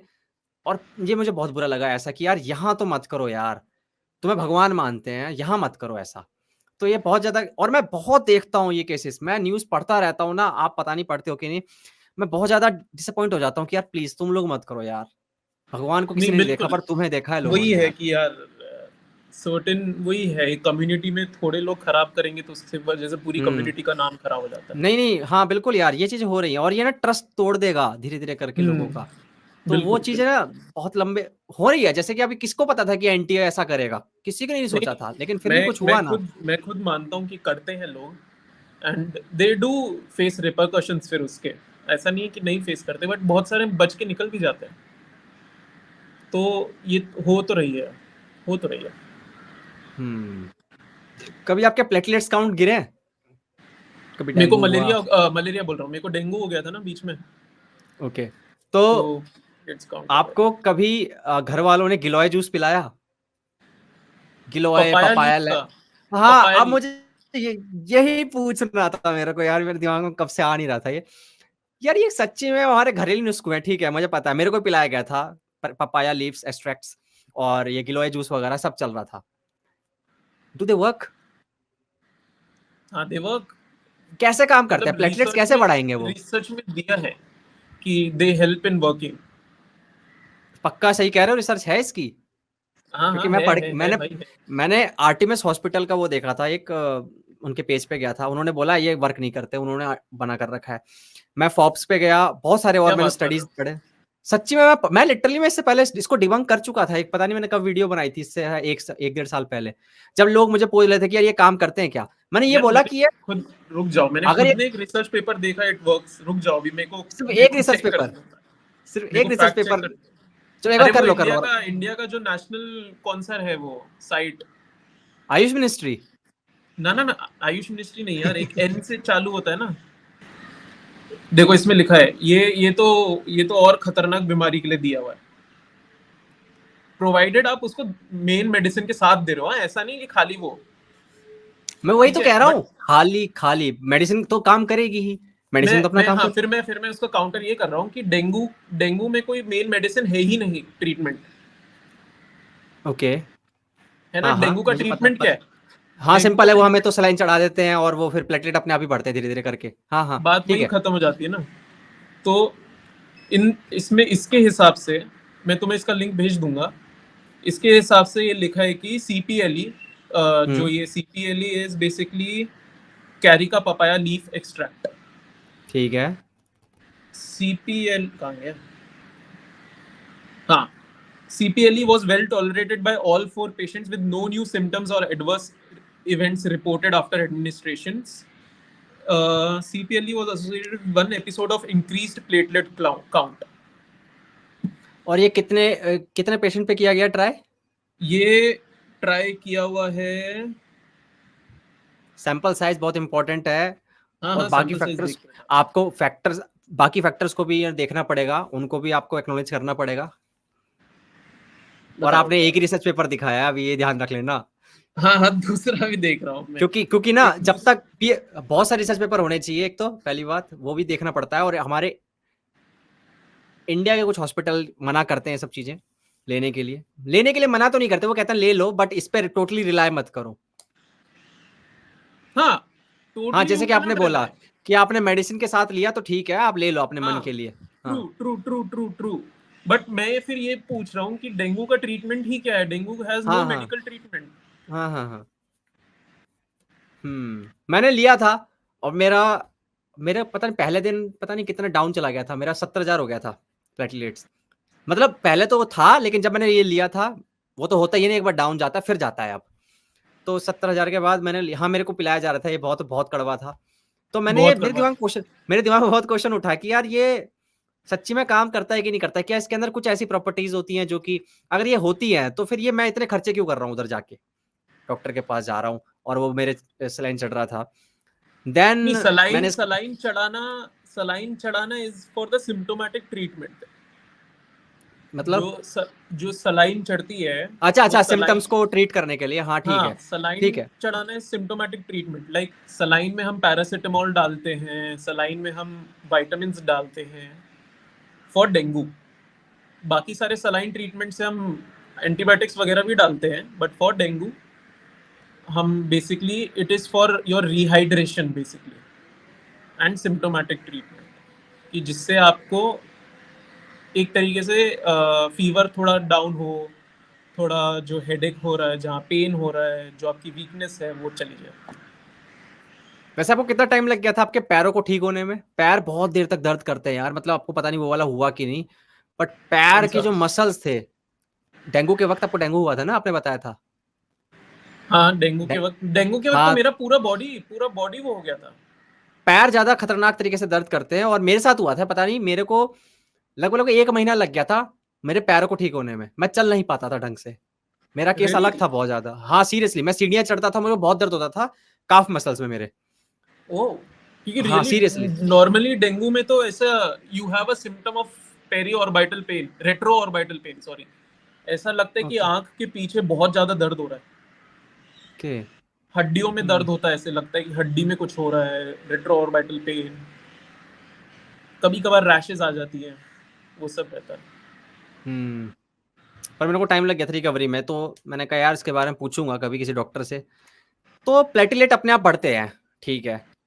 तो कितने प्लेटलेट्स खतरनाक लेवल पे आ जाए, मतलब कौन से कितने प्लेटलेट्स काउंट हो जाए कि इंसान खतरे में आ जाता है कि अब यार अब इसको कुछ करना पड़ेगा सिस्टम इसका, लाइक 50,000 से नीचे, 30,000 से नीचे, 50, 50 से नीचे, 50 से तब क्या नीचे कर, काफी डेंजरस हो जाता है। तब उसको तो डाल हम मतलब वो। फिर हम प्लेटलेट्स चढ़ाते हैं। हाँ चढ़ाना पड़ता है। मिलते हैं फ्यूचर में, जब भी आपका मन करे कि आपको करना है, या फिर आपके चैनल पे पॉडकास्ट आप चाहते हो कि एक करे, तो मैं क्वेश्चन पूछ बिल्कुल सकता हूँ, बिल्कुल। आप कर सकते हैं, आपकी मर्जी है। कभी भी कोलैब करने के लिए हाँ कह देना। अपने यूट्यूब चैनल बना लिया, उसके लिए बहुत बहुत धन्यवाद, क्योंकि आप जैसे डॉक्टर की बहुत जरूरत है जो कि आए यूट्यूब के सोशल मीडिया स्पेस में, जहाँ इतने मिस इन्फॉर्मेशन ऑलरेडी है, जहाँ सूडो साइंटिफिक क्लेम्स कोई भी आके कर जाता है, वहां पे डिबंक भी करो आप आके। और मैं चाहूंगा कि आप ये रियल जो लाइफ सेविंग हैक्स हैं वो भी बताओ आके। बिल्कुल, और उन वो मुद्दों उसका पे तो मेरे को और रील बनाना पड़ेगा। या और कोशिश करो कि यार लॉन्ग फॉर्मेट वीडियो ज्यादा बनाओ, तो ताकि लोगों को ना उसके पीछे की थ्योरी समझ में आए, ताकि बेवकूफ बनाना आसान ना हो, कि बंदा विजुलाइज कर सके कि एक्चुअली में हो क्या रहा है। जब आप इंटेस्टाइन की बात भी कर रहे हो तो ब्लड में क्या हो रहा है वो सब सब कुछ पता चलेगा ना। जब वो विजुलाइज कर पाएगा तो वो ज्यादा समझ पाएगा, फिर वो कोई भी बिल्कुल। आके उसको बेवकूफ नहीं बना पाएगा। नहीं तो ये आ जाते हैं ना जो आपने बताया, रील्स में पॉडकास्ट में आ जाते हैं ऐसे लोग, और कुछ भी बोल जाते हैं कि रेबीज की वैक्सीन मत लो, ये मत लो। कितना खतरनाक है यार, मतलब इसको बैन तक नहीं करता इंस्टाग्राम यार। कितना ये फ्रीडम ऑफ स्पीच है तुम्हारे पास, का मतलब ये नहीं है कि यार कुछ भी बोलोगे आके। ट्रू। ठीक है। कोई आप बुक्स वगैरह पढ़ते हो वैसे आप? फिलहाल तो यार मेरा पूरा टाइम सिर्फ अभी प्रिपरेशन में जा रहा है एग्जाम के लिए। ये होता है, अच्छा ओके ओके। कोई दिमाग इसके में वैसे अलावा अपने, तो कोई बुक आ रही है दिमाग में जो आप रिकमेंड करना चाहो कि मतलब इफ यू वांट टू अब मैं नहीं यार, ये तो नहीं मेरा बोल सकता मेरा कोई मेरा ऐसे ऐसा कोई। है कि I am not a big book worm, okay saying this is coming from a person whose entire life is reading and studying. कि I'm not a very big bookworm. I'm more of a visual learner. तो मैं videos देखता हूँ या मैं YouTube videos basically देखता हूँ, उससे ओके। मैं सीखने का ट्राई करता हूँ। I am not at all a bookworm. या ये मेरे पॉडकास्ट की थोड़ी खास वो रहती है कि जो भी गेस्ट आता है मैं उससे पूछता हूँ कि अगर वो पढ़ता है कोई किताब, क्योंकि वो स्मार्ट बना है, बुक्स पढ़ के ही बना है, मतलब जैसे ही पढ़ा है, मतलब बिल्कुल उसमें बहुत बड़ा रोल अगर बुक्स का रहा है तो बुक रिकमेंड कर दे तो मेरे ऑडियंस को बहुत पसंद आता है। ये मतलब बोलते हैं कि यार किसी पॉडकास्ट में क्वेश्चन नहीं पूछता, बस तू पूछता है, तो यार पूछा कर हर गेस्ट से। तो that's why this I this asked this you. Will be very different from your every other video then, ना बिकॉज ऐसा कुछ नहीं है। मैं तो मेरा तो बिल्कुल एक्स्ट्रा बुक नहीं पढ़, नहीं, मेरे को कोई नहीं प्रॉब्लम नहीं। पसंद है और पढ़ना। ये तो मेरे अच्छी को बात है ना, जो लेजी होगा जिसको बुक पढ़ने का मन नहीं है वो तो कहेगा ओ डॉक्टर प्रियम अगर ऐसा कर सकते हैं तो हम भी कर सकते हैं, तो हम भी स्मार्ट बन सकते हैं। या नहीं, बट वो है कि मैं कोर्स वाली बुक्स जितना हो सके उतना पढ़ने का ट्राई करता हूँ, तो एकेडमिक उसमें से किताबें तो होती हैं, एकेडमिकली जो किताबें आपको बताई गई हैं पढ़ने के लिए वो तो आप पढ़ें। बट कुछ ऐसी किताब होती है जो एक पार्टिकुलर टॉपिक के लिए होती है, जैसे डायबिटीज के लिए अलग हो गई, या फिर मेडिसिन के लिए अलग हो गई। जो फार्मालाइज थी, एक आई थी किताब जिसमें बताया गया था कि कैसे फार्मास्यूटिकल कंपनीज जो हैं वो गलत दवाइयाँ बेचती हैं, बहुत हैवी डोसेस वाली चीज़ें बेचती हैं, सेफ नहीं होती हैं, कई बार उसमें कितनी मिलावटें होती हैं, उसको मतलब एक्सपोज ओके। किया था। तो ऐसी किताबें जब आती हैं तब पता चलता है कि यार बहुत कुछ हो रहा है जो हमें, तो जो तो normally this time you tell me what which okay you tell me this time कि एज अ कितना। Person who doesn't read any book hmm. And who doesn't, मेरे को मतलब फ्री टाइम में आई प्रेफर स्लीपिंग, ठीक है, in my free time I prefer sleeping. तो बोलो। ऐसे ऐसे आदमी के लिए तुम कौन सी बुक रिकमेंड करोगे? यार पता है ये तो वैसे क्वेश्चन हो गया कि मैं भूखा हूँ या नहीं हूँ। ये तो पहले बताओ, आप भूखे हो? बिल्कुल अगर बिल्कुल। आप मी अगर आप मी भूखे हो आस्किंग तभी तो यू मैं बोलूँ। डेफिनेटली। ठीक है, तो क्या पसंद है वो भी तो इंपॉर्टेंट है। लाइक मैं जैसे पढ़ता हूँ, मैं नॉन फिक्शन पढ़ता हूँ, मुझे फिक्शन में ज्यादा इंटरेस्ट नहीं आता। ठीक है, ओके। नॉन फिक्शन में भी बहुत सारी चीजें आती हैं, लोग सेल्फ हेल्प से स्टार्ट कर देते हैं। मैं पढ़ता हूँ जैसे कि सेल्फिश जीन, एक किताब है रिचर्ड डॉकिंस की, जिसमें बताया गया कि कैसे, मतलब इवोल्यूशन के ऊपर है वो पूरा, ओके जीन के एंगल से बताया गया कि अगर इवोल्यूशन जो है वो जेनेटिक लेवल से, मतलब जीन की आंखों से दिखाया गया इवोल्यूशन कैसा होगा, ठीक है। ओके काफी मैं जैसे एक है डेविड ईगलमैन की है मे बी, ब्रेन करके किताब है, पूरे ब्रेन के ऊपर है कि ब्रेन है क्या, लाइक मतलब ब्रेन के बारे में है। और एक एक how to change your mind करके एक किताब है माइकल पोलन की, जिसमें साइकेडेलिक के बारे में बात की गई है, psychedelics if okay you know. हाँ तो हाँ साइकेडेलिक के ऊपर रिसर्च करके बताया गया किस तरीके से वो न्यूरो साइंस को मतलब न्यूरो साइंटिफिक एंगल से बताया गया है। उसमें एक पार्ट है कि कैसे वो वर्क करता है, जो हम लोगों को जो हेलुसिनेशंस होते हैं या जो भी लोगों को उस वक्त होते हैं, ट्रिप्स जो भी होती है, उस लेवल पे बताया गया कि हो क्या रहा होता है। तो दैट इज ऐसी ना इंटरेस्टिंग तो बहुत कुछ हो रखा होता है किताबें ना, मतलब उसमें तो पता है एक चीज और थी जो कि बहुत इंटरेस्टिंग मेरे को लगी थी, how to change your mind में। जो माइकल पोलो ने ना, उसने बुक लिखने के लिए ना हर ट्राई किया था हर साइकेडेलिक को, जिसपे उसने किताब लिखी, जिसमें लिखा ये मैंने जिस सुना हुआ है शायद से मैंने हाँ कहीं हाँ सुना है कि उसने तो हाँ तो उसमें ना वो एक है ना, वो लेता है, मैं उसका नाम नहीं लूंगा क्योंकि डिस्क्लेमर भाई, ये नहीं लूंगा नाम। वो जब उसको लेता है ना, तो वो देखता है कि वो खुद को पैदा कर रहा है। और ये होते हैं, ये ऐसा नहीं है कि वो बंदा मतलब यूं ही बोल रहा तो हम विश्वास कर लें। जितने भी लोग होते हैं उनको अलग अलग तरीके के विविध तरीके के हाँ एक्सपीरियंस और हेलुसिनेशन होते हैं। तो उसको ने देखा कि वो जो खुद को पैदा कर रहा है, वो बहुत वो था जिसने, मैं किसी भी ड्रग वो साइकेडेलिक का नाम नहीं लेने वाला। एक में था कि वो ना बैठा हुआ है और उसके ना गलती से यहाँ पे ना वो ब्लड स्ट्रीम में उसके चला गया वो। तो उसको लग रहा है उसके ऊपर कोई ड्रैगन बैठा हुआ है या फिर एक डीमन बैठा हुआ है, और उसकी नौकरानी समझ नहीं पा रही है, कोने में खड़े होकर देख रही है कि यार ये इसके साथ हो क्या रहा है, मतलब ये चिल्ला क्यों रहा है और ऐसे क्यों इमेजिन कर रहा है कि इसके ऊपर कोई बैठा हुआ है।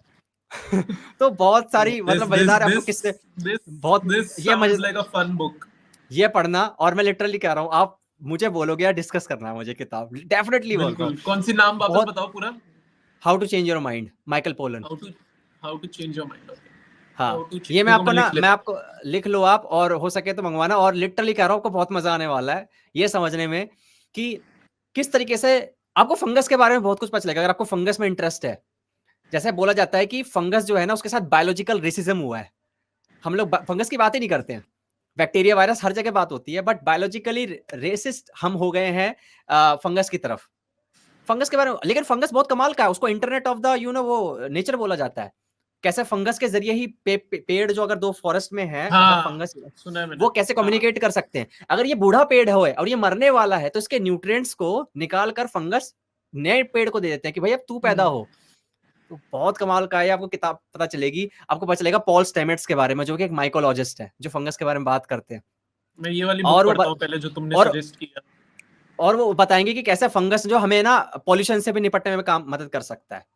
हाँ ये सब पॉल्यूशन मैंने से निपट कुछ तो उसका भी सुना है कि चाइनीज लोगों ने फंगल आर्किटेक्ट मतलब फंगल कॉलोनीज को देख के ही उनका कुछ तो सीवर सिस्टम या कुछ तो था कि चाइनीज था या कुछ और था कि उन्होंने सीवर सिस्टम अपना वैसे ही डेवलप किया या कुछ तो ऐसा था एक्चुअली में समुद्र में ना, आपको पता है ऑयल स्पिल्स हो जाते हैं, तेल बिखर जाता हाँ है कभी कभी।